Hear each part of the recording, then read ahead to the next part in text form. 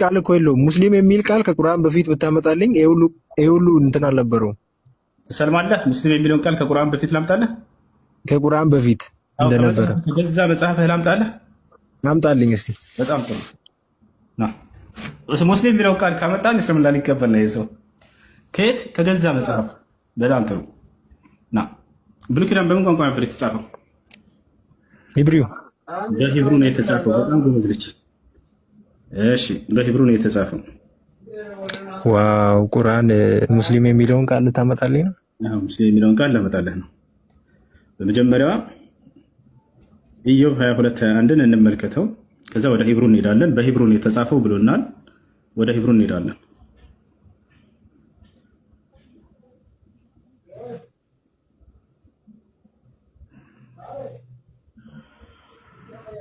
እሺ ምን ያለ እዚህ ጋር መጽሐፈ ኢዮብ አይደለ? ኢዮብ 22 ምዕራፍ 22 ቁጥር 21 ላይ እንሂድ።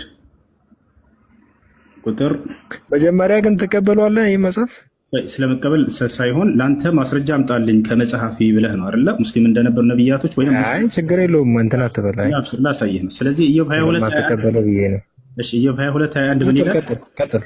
ኢዮብ 22:21 ምን ይላል? ለእግዚአብሔር ተገዛ። ለእግዚአብሔር መገዛት ማለት ምን ማለት ነው የሚለውን አሁን ቀጥታ በሂብሩ ነው የተጻፈው ብሎናል መጽሐፍ ቅዱስ። በሂብሩ ይህን ምዕራፍና ቁጥር ይዘን እንሄዳለን። በዕብራይስጡ ላይ እንሂድ። በዕብራይስጡ ላይ እንሂድ። ኢዮብ 22:1 አንዴ ምዕራፍና ቁጥሩን ጻፉት እንዳንረሳ ልጆች። ኦኬ ሂብሩ እዚህ ጋር እንግባ።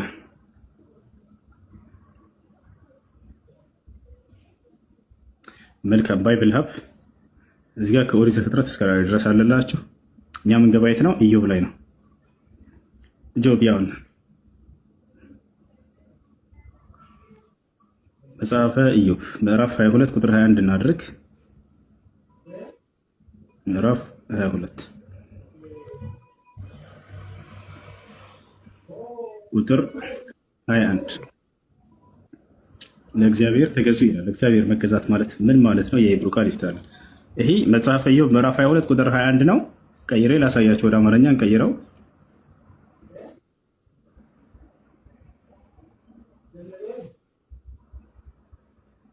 መልካም ይታያቸዋል። ኢዮብ 22:21 ለእግዚአብሔር ተገዙ ይላል። አሁን እዚህ ጋር ሂብሩ ጋር እንገባለን። ኤችኤቢ ያውና ሂብሩ ላይ እንግባ።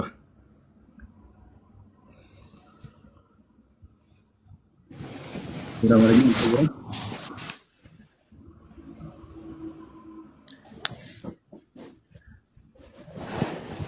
እሺ ወደ ትይዩ ዕብራይስጥ ሂድ ይላል።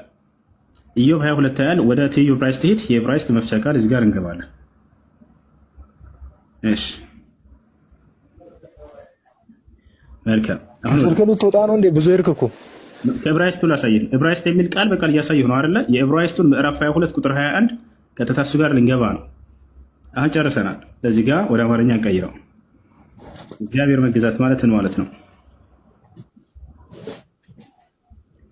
ለእግዚአብሔር መገዛት ምን ማለት ነው ይለናል።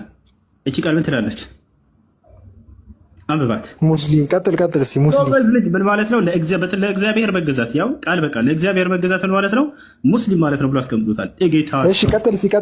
ጌታ ዘመንህን ይባርከው። ሙስሊም ሁኑ ሲባሉ ቀጥታ ለእግዚአብሔር ተገዙ ሲባሉ ሙስሊም ሁኑ ማለት ነበር። ያው ሙስሊም ለመሆን ምን ማድረግ አለብኝ? ለእግዚአብሔር ተገዛ። ያው ቃል በቃል አረብኛውን ቃል በልልኝ እስቲ። ያው ለእግዚአብሔር መገዛት ማለት ነው ሙስሊም ብሎ ቃል በቃል ተረጋጋ። ሙስሊም አትቸኮይ፣ ተረጋጋ። ምን ብሎ ነበር? ሙስሊም የሚለውን ቃል አምጣልኝ ከቁርአን በፊት። ለዚያውም ያው ነብያቶች ለእግዚአብሔር ተገዙ ሲባሉ ለአንድ አምላክ መገዛት ማለት ሙስሊም ማለት ነው የሚል ቃል በቃል መጣሁልህ። የጌታ ሰው ይሄ ቃልስ ሌላ አልጨምርልህና ሌላ ሰርፕራይዝ ላሳይህ። ይሄ ቃል ምን ይላል? እዚያው ላይ እስልምና ምን ማለት ነው?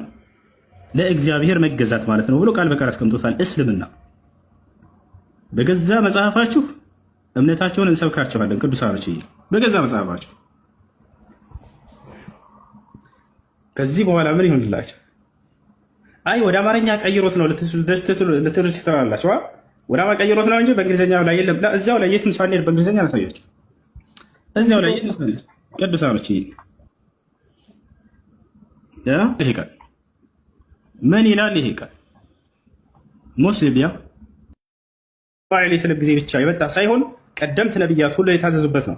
ለአንዱ አምላክ ተገዙ ሲባሉ ጊዜ ሙስሊም ሆኑ እየተባሉ ነበር። ለአንድ አምላክ መገዛት ማለት ሙስሊም መሆን ማለት ነው የምንለው ለዚህ ነው። በመጽሐፋቸው ላይ በገዛ መጽሐፋቸው ላይ ነቢያቶች ለአንድ አምላክ ተገዙ ሲባሉ ጊዜ ሙስሊም ሆኑ እየተባሉ ነበር። ለአንድ አምላክ ይገዙ ነበር። አሁን ሌላ ሰርፕራይዝ ላደርጋቸው ነው። ኢየሱስ ራሱ ሙስሊም ነበር። ለምን ከተባለ ለዚያ ለአንዱ አምላክ ይገዛልና ለአንድ አምላክ መገዛት ማለት ሙስሊም ማለት ነው ከተባለ ኢየሱስ ክርስቶስ ራሱ ለአንዱ አምላክ ይገዛልና ሙስሊም ነው ማለት ነው። ክርስቲያን አይደለም ነው። ኢየሱስ ለአምላኩ እንደሚገዛ ላሳያቸው። የገዛ መጽሐፋችሁ ላይ ኢየሱስ ክርስቶስ ራሱ ሙስሊም ነበር። አንደኛ ቆሮንቶስ ምዕራፍ 15 ቁጥር 24 ላይ ልሂድ። ኢየሱስ ክርስቶስ ለዚያ ለአንዱ አምላክ ይገዛ ነበር። አንደኛ ቆሮንቶስ ምዕራፍ 15 ለዚያ ለአንዱ አምላክ ይገዛል። ሁሉ ከተገዛለት በኋላ ግን እግዚአብሔር ሁሉ በሁሉ ይሆን ዘንድ በዚያን ጊዜ ልጁ ራሱ ኢየሱስ ማለት ነው። ልጁ ራሱ ደግሞ ሁሉን ላስገዛለት ይገዛል። ለአንድ አምላኩ ይገዛል። ለአንድ አምላክ ለዚያ ለአንድ አምላክ መገዛት ማለት ሙስሊም ማለት ነው። ስለዚህ ኢየሱስ ክርስቶስ ራሱ ለዚያ ለአንድ አምላክ የሚገዛ የሆነ ሙስሊም ነበር። የታቸዋላ ቅዱሳኖች ያ ስለዚህ ለአንዱ አምላክ መገዛት ያ ማለት ሙስሊም መሆን ማለት ነው። ሙስሊም ሁን እያሉ እየተባሉ ነብያቶች ይታዘዙ ነበር። هذا هو እሺ ወደ አረበኛው ለቀየሩላ